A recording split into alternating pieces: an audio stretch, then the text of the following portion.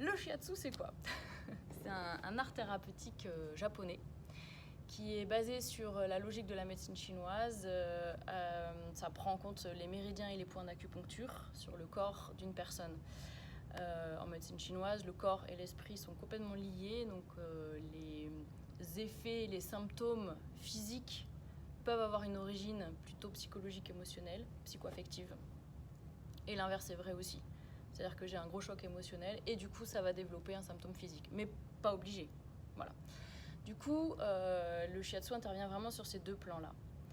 Et la personne, elle est complètement habillée, allongée au sol la plupart du temps, sur un futon. On peut aussi le pratiquer sur table de massage, mais moi je l'enseignerais ça que si il y avait un réel souci physique et une impossibilité de se mettre au sol, quoi, à genoux ou en tailleur, en seiza, etc. Enfin, les positions au sol. On vient faire des pressions sur le corps de la personne. La personne qui reçoit en japonais s'appelle un jusha. Donc on vient placer les mains et soit faire des pressions larges de toute la paume des mains, soit aussi possiblement avec les genoux. Toujours de manière délicate et très attentionnée, bien sûr. On va positionner les pouces sur certains points, certains trajets pour refluidifier ou redynamiser la circulation énergétique au sein des méridiens. On peut très bien aussi faire des mobilisations articulaires, toujours dans le but de délier certains méridiens. Et c'est ainsi qu'on peut être apparenté à des ostéopathes, mais notre travail, lui, il est vraiment basé sur une grille de lecture des méridiens d'acupuncture. Et de même, on va aussi pratiquer des étirements exactement dans le même but.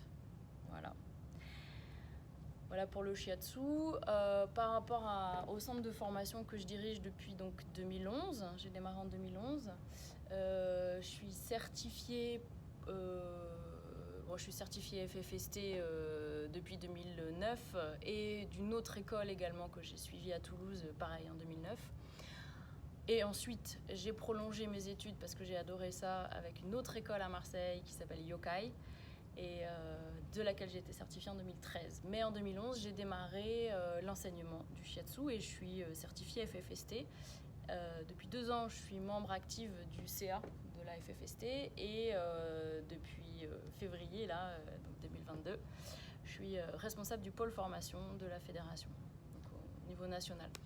Donc si vous avez des questions sur l'organisation, je suis au top. Voilà.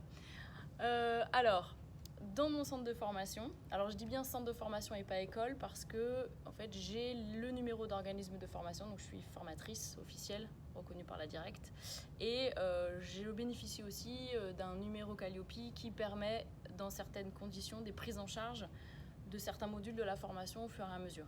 Donc voilà, ça c'est un avantage si on y a droit. Et voilà comment ça se déroule. La formation démarre la plupart du temps un week-end en septembre et vous aurez un week-end à peu près tous les mois jusqu'au mois de juin. Et en été, il y aura une semaine de stage en résidentiel. Et ce, pendant 3 ans. Voilà. Alors, le début de la formation vise simplement à acquérir ce qu'on appelle les katas. Les katas, c'est des formes fixes qu'on peut reproduire et reproduire et reproduire. Et plus on les connaît par cœur, plus on les intègre et plus on a une chance de rentrer dans une forme subtile de ce que peut prodiguer un kata sur un jusha. Ça y est, je commence à parler japonais, là, c'est bon. Et du coup, les bénéfices, même si pour le moment, ça reste que des formes reproductibles, sans trop savoir à quoi ça correspond encore, vous aurez déjà des bénéfices notoires pour les jushas que vous allez recevoir. Ça pendant 4 week-ends, c'est-à-dire que vous aurez une forme fixe sur un jusha qui sera allongé sur le ventre, allongé sur le dos, en latéral et assis. Ce qui est intéressant, c'est qu'en position assise, on peut être soit sur un zafu, donc un coussin de méditation, ou bien sur une chaise ergonomique de massage en entreprise. Donc on peut déjà présupposer comment on peut aussi professionnaliser cette forme-là, quoi. Voilà. Ensuite, on rentre dans le cœur du sujet. Le shiatsu que je propose, c'est le shiatsu de Masunaga, qui lui, alors je pourrais expliquer plus tard, tard, qui a différents courants de shiatsu. Mais celui-là, le courant Masunaga, il a deux spécificités. C'est qu'il est très très axé sur l'émotionnel-psychologique. Il a vraiment teinté son shiatsu de cette dimension-là. Et il a, malheureusement pour vous, découvert des prolongements des méridiens de MTC. MTC, c'est médecine traditionnelle chinoise. Et voilà, en médecine traditionnelle chinoise, par exemple, le poumon, il démarre ici, on a le point 1, et ça va jusqu'au numéro 11. Et pour Masunaga, il y a aussi un prolongement à l'arrière de la cuisse, à l'arrière de la jambe. Et là, pendant ces 6 week-ends, on voit une paire de méridiens, et il y en a 12, ça tombe bien, on voit une paire de méridiens par week-end, tant au niveau pratique qu'au niveau théorique. Et ensuite, la fameuse semaine de résidence sera axée sur comment je commence à élaborer un traitement par rapport à quelqu'un, au vu des connaissances que j'ai. La deuxième année, on revoit les méridiens de manière très... on remet une couche là-dessus, puisque l'enseignement chez moi, il est très cyclique, dans le sens où vous allez de nouveau avoir accès à ces connaissances-là, tant théoriques que physiques, mais avec une année déjà d'expérience. Et du coup, il y a une couche supplémentaire qui se forge. Et à partir d'ici, vous aurez de nouveau la semaine en résidentiel, où là, vous pourrez déjà commencer à vous interroger sur quel jusha vous allez sélectionner sur 4 ou 5 séances, 5 ou 6 séances, afin de pouvoir proposer une étude de cas construite à cette personne, rédigée, que vous m'envoyez, que je corrige. Voilà. Tout au long de votre pratique aussi, vous aurez à faire signer les gens sur lesquels vous allez vous entraîner afin de valoriser votre travail et qu'au bout des 3 ans, vous ayez bien 150 sessions de révision ou de traitement au fur et à mesure à tester. Ensuite, tout au long de la formation, pardon, je fais une petite coupure, mais tout au long de la formation, vous avez une validation d'acquis au fur et à mesure. Voilà, donc à chaque fois, vous savez bien où vous en êtes dans votre niveau, quels sont les points à consolider, à acquérir, à améliorer et quels sont vos points positifs. Donc là, j'en étais à la 2e année. Et la 3e année, eh bien, on va revisiter les katas, mais d'une manière beaucoup plus éclairée, puisqu'on connaîtra les méridiens. On sait déjà qu'il y aura certaines mobilisations et certains points sur lesquels on appuie qui sont nécessaires pour un traitement éventuel. Et du coup, là, ça consolide, ça professionnalise, on rentre dans le cœur de notre sujet en revisitant des katas qu'on connaît par cœur. Donc ça, c'est très, très intéressant. Ensuite, de nouveau, et pour la dernière fois, on revoit les méridiens parce que c'est vraiment un cœur essentiel. Et c'est là où vous aurez le droit de vous mettre un petit peu la pression par rapport à vos connaissances.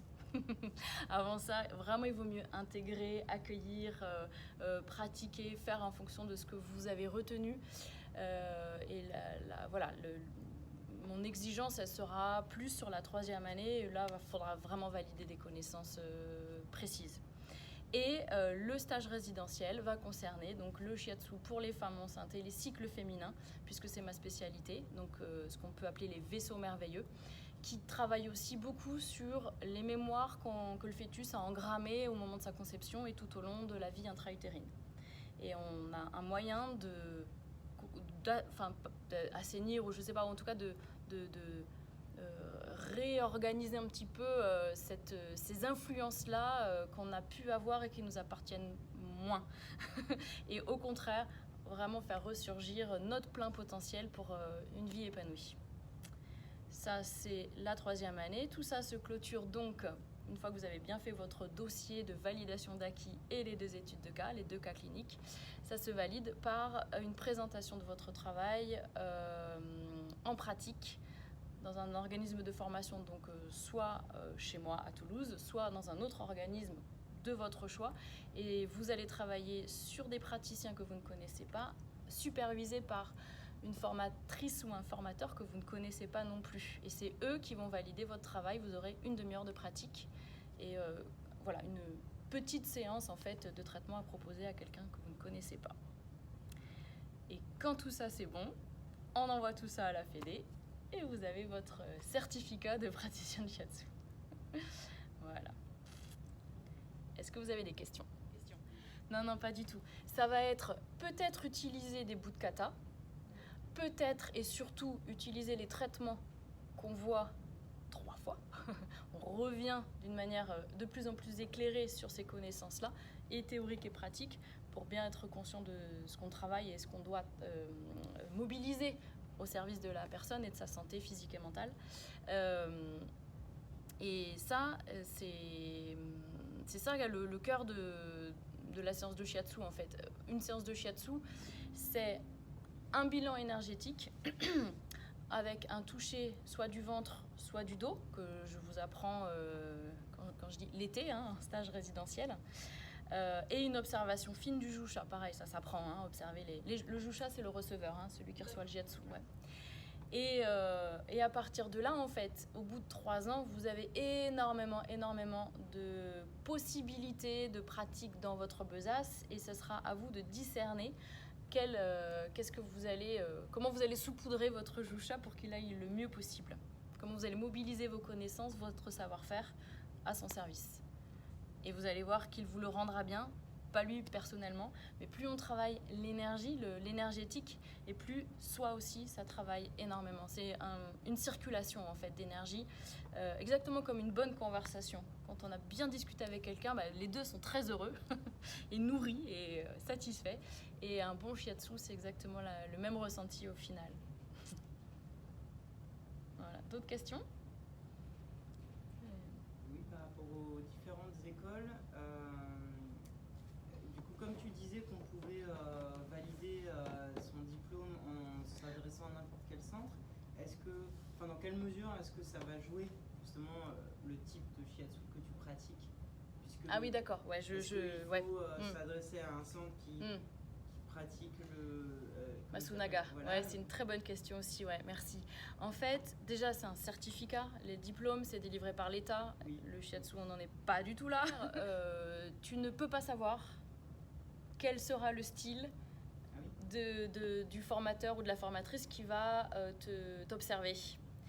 Et ça n'a aucune importance, puisque on a bien travaillé à la Fédé pour que la grille d'observation pratique, elle soit complètement générale. Je veux dire, le shiatsu de manière générale, c'est quand même, vous allez voir, bien respirer, se centrer, engager le hara, avoir une pression équilibrée entre les deux appuis, être vraiment dans l'ici et maintenant dans votre pratique, d'être complètement habité et attentif à ce qui se passe et au relationnel. Je dis ça parce que le shiatsu, une définition possible, c'est un dialogue par le toucher. C'est-à-dire que je viens toucher, je viens chercher une information, pas avec mon cortex, mais vraiment avec l'ensemble de mon hara. Et je réceptionne, en tout cas, je suis en réception d'informations et en fonction, je vais adapter ma pratique. Et ça, c'est universel. Donc, peu importe. Et la grille, elle est faite vraiment pour que ça puisse correspondre à tous les styles de shiatsu. Voilà. Du coup, il y a plusieurs styles de shiatsu. Il y a plusieurs styles de shiatsu, ouais. Ça n'a pas été développé trop. Non, je vais pas développer pour 2 raisons. C'est pas infini. Il y a 4 ou 5 grands courants. Mais primo, moi je connais très bien que le mien. Et deuxio, on vient de créer un film à la Fédé qui va présenter chaque style de shiatsu avec un spécialiste de chaque forme. Donc vous allez me retrouver sur le film. Tu dois t'engager sur 3 ans. Non, tu peux t'arrêter quand tu veux. Tu t'engages sur 1 an. Avec moi, dans mon école, on s'engage sur 1 an. Ouais. Et à l'issue d'1 année, du coup, t'as quoi? T'as pas une certification, du coup, mais quelque chose, une attestation. Tu as une attestation de formation qui prouve, qui valide que tu as bien fait 200 heures. Si jamais tes validations d'acquis sont positives et validées, et bien dans ces cas-là, tu obtiendras un certificat niveau de base, shiatsu de bien-être, en fait, praticien shiatsu de bien-être. Mais qui ne vaut pas pour un certificat de praticien de shiatsu professionnel à part entière, forcément, puisque là c'est 200 heures, alors que la formation en tout, chez moi, fait 500 heures. Et quand on valide 500 heures, à ce moment-là, on peut passer l'examen et être praticien validé et par mon école, par mon centre de formation, et par la FFST. Et aussi, je prévois peut-être aussi une question. Au bout d'une année, je décide de déménager, qu'est-ce que je fais ? Soit vous vous déplacez tous les week-ends, parce que vous avez adoré venir dans mon centre de formation.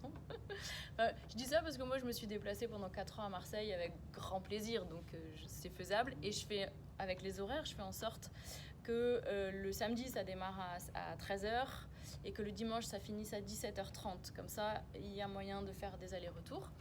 Ou bien vous cherchez une école agréée FFST ailleurs et on a un carnet de liaison comme dans les collèges qui permet d'intégrer notre école avec facilité, quoi. Voilà. Le diplôme de secouriste, il faut le passer la première année, dès la première année. Même, j'ai envie de dire, pourquoi la première année ? Parce que c'est avant de toucher quelqu'un. Si jamais il nous fait un malaise, qu'est-ce qu'on fait ? Ça serait dommage de ne pas trop savoir quoi faire. Bon, en vrai, c'est appeler les secours, le premier truc. C'est ce qu'on vous apprend tout le temps. Mais bon, on ne sait jamais si c'est compliqué. Et ça, c'est très facile de s'inscrire sur une session de formation proposée soit par la Croix-Rouge, soit par les pompiers. C'est juste une journée. À mon époque, quand je l'ai passé, je pense qu'il y a 5 ans, c'était 60 € la journée. Et c'est renouvelé, donc à renouveler tous les 5 ans. Oui, ouais, c'est ça. Voilà. Parfois, dans le boulot, on peut le passer aussi en interne, dans son entreprise. Ça, c'est possible carrément. Et par rapport à l'ANAT Physiopatho, vous avez donc 100 heures de formation à valider. Ici à Toulouse, moi, j'ai sous le coup de mon collègue Thomas Denap, qui est spécialiste ANAT Physiopatho, duquel vous pouvez vous rapprocher. Il propose des week-ends de formation, donc du coup, c'est à intercaler avec les miens, et il fait en sorte que ça soit intercalé, bien sûr. Et c'est passionnant, c'est très vivant, on peut lui poser toutes les questions qu'on veut, c'est un livre ouvert, ce gars-là, c'est impressionnant. Et il fait de l'anatomie palpatoire, ce qui est vraiment intéressant aussi. Tiens, si je sens une boule ici, qu'est-ce que ça pourrait être ? Qu'est-ce qui se passe ? Voilà, c'est très très bien. Mais il y a d'autres possibilités aussi que vous pourrez découvrir sur le site de la FFST. C'est-à-dire qu'il faut suivre une formation d'anatomie qui soit validée par la FFST. Voilà. Sauf cas particulier, c'est-à-dire qu'on a déjà une profession où on a largement 100 heures de formation, je pense aux infirmiers, aux psychomotes, etc. Donc là, il y a toute une grille de corps de métier qui donne droit à une équivalence. Il faut vraiment demander une attestation qui sera à joindre au dossier final pour valider la certification praticien chasseur.